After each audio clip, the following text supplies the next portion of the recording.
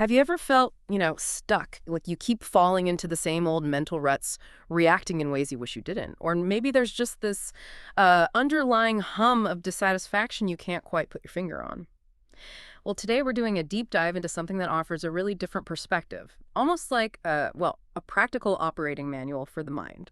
We're looking at an ancient tradition called Dhamma, drawing from some early teachings attributed to the Buddha. And our goal here, for you listening, is to pull out some really actionable insights. How does the mind actually work? And more importantly, how can you genuinely find some inner peace, some real freedom? We want to go beyond just, thinking about it. Exactly. And what's really striking about Dhamma, as presented in these teachings, is that it's not positioned as, say, a religion you have to believe in, or some kind of dogma. It's framed as a practical path.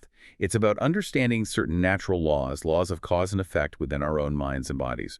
And these laws, they apply to everyone. Doesn't matter where you're from or what you believe, it's presented almost like a science. Okay, let's unpack that a bit. So we all know our minds are busy, right? Thinking, planning, worrying, dreaming. But these teachings suggest that beneath all that surface activity, there's a deeper issue. The text says the mind remains a prisoner of its own habit pattern. What exactly is that habit pattern? It boils down to something remarkably simple, yet profound. At the very deepest level, the habit is. We feel a sensation in the body, and we react instantly. If the sensation feels pleasant, the mind's habit is to crave it, to want more. If it feels unpleasant, the habit is aversion, wanting it to go away. And that reaction, that craving or aversion based on sensation, is identified as the real root of the problem. Not the sensation itself, but our habitual reaction. Ah, okay. That makes a lot of sense. So if we only try to change our thoughts or, reason our way out of feeling bad, we're kind of just trimming the leaves, maybe, not getting to the root. That's a great analogy, yes. The intellect is just one part, a surface layer. These teachings argue that true change, like healthy sap from healthy roots, comes from working at that fundamental level of sensation and reaction. The Buddha's insight, his enlightenment, involved understanding and working at this root level. So how do you do that? What's the path? Well, the framework given is the Noble Eightfold Path. And again, the emphasis is that his purpose wasn't to establish a cult, a dogma, or a belief. Yeah. It's described as a practical method to, frankly, eradicate suffering. It consists of three main parts that support each other. Sīla, which is basically morality or ethical conduct. Samādhi, which means concentration, mastery over the mind, keeping it focused. And paññā. This is the tricky one to translate. It's wisdom, but specifically experiential wisdom. Wisdom gained through direct experience. Great. And this is where it gets really interesting, I think. This idea of self-responsibility, it seems central. The texts are really direct about this, aren't they? They talk about needing to perform a surgical operation of the mind, but crucially, it must be done by oneself, by each individual. Absolutely. There's a quote that really drives it home. You are responsible for your own bondage. You're responsible for making your mind impure, no one else. Mm-hmm. You are responsible for purifying your mind. No one else can do that for you. It puts the power and the responsibility squarely in your own hands. Wow. That's incredibly empowering, actually. But maybe a little intimidating, too. Where do you even start with the surgical operation on your own mind? It sounds big, doesn't it? But the starting point, according to these teachings, is understanding and experiencing a core principle, anicca, impermanence. Now, intellectually, we all kind of get it. We know things change, right? Everything that arises sooner or later passes away. We see it all around us. Sure, everything changes. Seasons change. People change. Right. But just knowing that intellectually doesn't fundamentally change our habit patterns, doesn't free us. The Buddha's real innovation, the text suggests, wasn't just talking about impermanence. Others had done that. It was finding a way to experience it directly. And how do you experience it? Through Vedana. It's an ancient Indian word, often translated as feeling or sensation, but it specifically points to the physical sensations constantly arising and passing away within our own bodies. This is key. By training the mind to observe these sensations objectively without reacting, you start to directly experience anicca, impermanence, at the deepest level. You're working right where the habit patterns live. So, okay, there seem to be two really critical steps emerging here if you're following this path. First, you said, is about awareness breaking the barrier that divides the conscious and the unconscious mind, meaning starting to actually feel sensations that were maybe always there, but operating below the level of conscious awareness. Precisely. Becoming sensitive to the subtle and sometimes not so subtle physical feelings constantly happening. That's the first step. And the second, you said it was even more important. Yes. The second step is to change the mind's habit of reacting at the deepest level. It's one thing to feel the sensation, maybe an itch or a pleasant warmth. It's another thing entirely to observe it without the ingrained reaction kicking in, without the aversion to the itch or the craving for the warmth to continue. Right, and this relates to the practice called vipassana. The teachings seem quite specific about pitfalls here, like seeing an unpleasant feeling and thinking, ugh, I hate this, get rid of it, or feeling something pleasant, like subtle vibrations, and going, oh yes, this is it, more of this. That's not the goal. No, exactly. That's just reinforcing the old habit pattern of craving and aversion. The texts explicitly state, vipassana is not a game of pleasure and pain. Hmm. The real practice, the real vipassana, happens when you notice those reactions arising. You feel the unpleasantness, you feel the aversion starting, and you become aware, oh, look, there's aversion. Or you feel the pleasantness, the craving starts, and you note, look, craving. You see the reaction itself with understanding. This reaction, you realize, is not vipassana. This reaction leads back to bondage. So it's about observing the reaction itself, not just the initial sensation. Yes.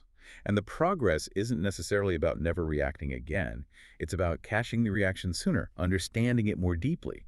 The teachings say that even if you manage to come out of your prison for even a few moments, observing without reacting, that's progress. You're starting to weaken the habit. And this connects back to those three pillars you mentioned, sīla, samādhi, paññā. They strengthen each other, right? It's not linear. Exactly. They form a positive feedback loop.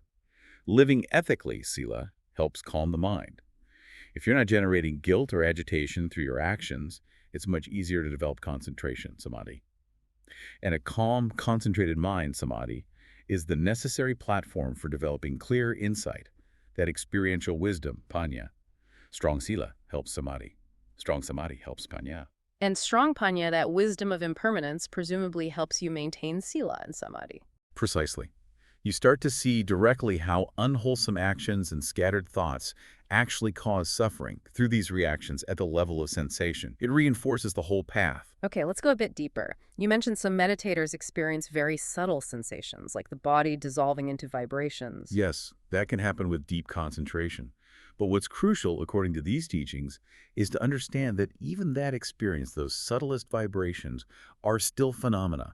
They're still arising and passing. They're still within the realm of mind and matter, still characterized by anicca, impermanence. So it's not like reaching some final static state. No. And this is where the teachings caution against overlaying beliefs onto the experience. For example, feeling that subtle energy and deciding, this must be God, or this is my eternal soul. The texts refer to this as a kind of positive mental suggestion. It might feel good, it might help superficially, but it cannot liberate anyone because it misses the fundamental truth of impermanence. It imposes a concept of permanence onto something inherently transient. So the liberating factor isn't the subtlety of the sensation, but the understanding of its nature. Exactly. Whether the sensation is grossly unpleasant, like pain, or incredibly subtle and pleasant, like a flow of energy, the key to liberation is understanding its impermanent nature, anicca. Understanding that it arises, it exists for some time, and it inevitably passes away. And observing it with equanimity, without craving or aversion. This brings up that challenging idea you mentioned earlier, why even pleasant sensations are considered dukkha, suffering. That still feels a bit counterintuitive. It does, doesn't it? Because we naturally seek pleasure. But think about it through the lens of anicca. A pleasant sensation arises. What's the mind's deep habit? To cling to it, to want it to stay. Right. And because that sensation is, by nature, impermanent, it will eventually change or fade. When it does, the clinging itself becomes the source of suffering. The desire for it to continue, the disappointment when it ends, that's dukkha. So the craving for the pleasant inherently invites misery. That's why craving and aversion are seen as two sides of the same coin, both reactions rooted in ignorance of impermanence, both leading to suffering. Okay, I think I'm getting that. It's the attachment, the reaction, not the sensation itself. And Dhamma helps us see this. Yes, it helps bridge the gap between what the texts call apparent truth and ultimate truth. Apparent truth is, this wall looks solid. Ultimate truth is, it's actually a dynamic mass of subatomic particles constantly vibrating mostly empty space. So we live in the apparent world, but understanding the ultimate truth of impermanence frees us. Precisely. It helps us function in the world, deal with the apparent realities, but without being enslaved by our automatic reactions to the underlying sensations. We start to see viscerally how craving and aversion harm us. This mind-body connection seems absolutely central then. It's fundamental. There's a phrase summarizing a key discovery attributed to the Buddha, Sabbe Dhamma Vedana Samosara. Which means, Roughly, anything that arises in the mind starts flowing as a sensation on the body.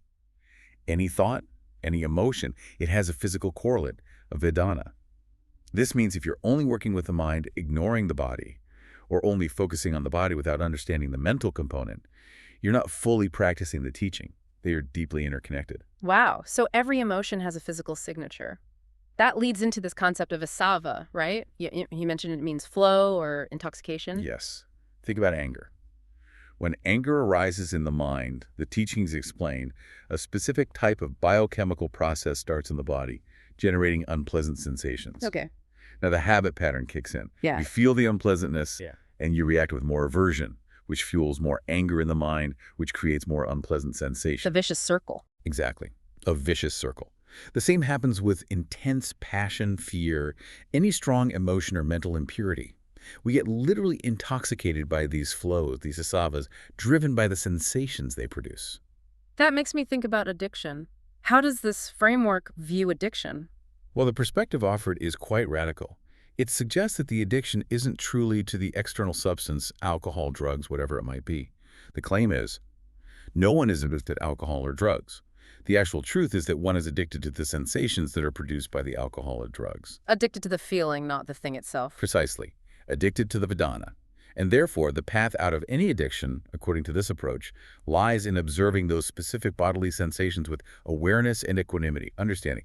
Anicca, this sensation, this craving, it's impermanent, it will pass. By repeatedly observing without reacting, the underlying craving, the addiction to the sensation, weakens and can eventually be undone. It keeps coming back to observation and impermanence. And you stressed earlier how universal this is meant to be. Yes. The teachings consistently emphasize that this isn't tied to a specific culture or religion. It's presented as so simple, so scientific, so true a law of nature applicable to everyone. It's described as a pure science of mind, matter, and the interaction between the two. It doesn't ask for belief. It asks for investigation, for observation of your own experience. So if individuals start purifying their own minds in this way, what's the larger impact? Does it connect to things like world peace? Very directly, yes. The view presented is that world peace isn't something we can just wish for or legislate into existence externally. It says peace cannot be achieved just because we want world peace. It has to start with the individual. If individuals are full of craving, aversion, agitation, how can there be peace? The instruction is simple. Purify your mind.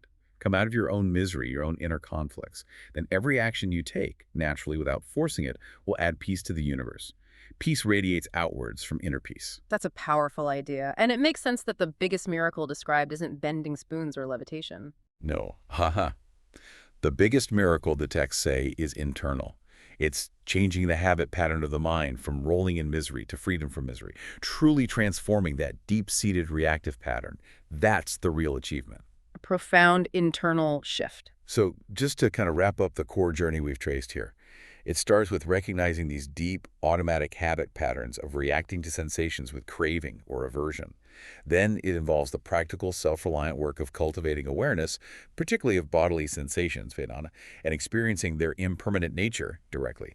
And through this process, integrating the apparent reality we live in with the ultimate truth of constant change, leading towards genuine liberation from suffering. Okay, so if this freedom really comes down to changing these ingrained habits of reaction at the sensation level, and that change can ripple outwards, here's something for you, our listener, to think about. What one small, consistent step could you take, maybe even starting today, just to notice a sensation, any sensation, pleasant or unpleasant, and just watch it for a moment without immediately reacting. Just observe. And with that thought, we echo the sentiment found in these teachings. May you all come out of your misery, come out of your bondage. May you all enjoy real peace, real harmony, real happiness.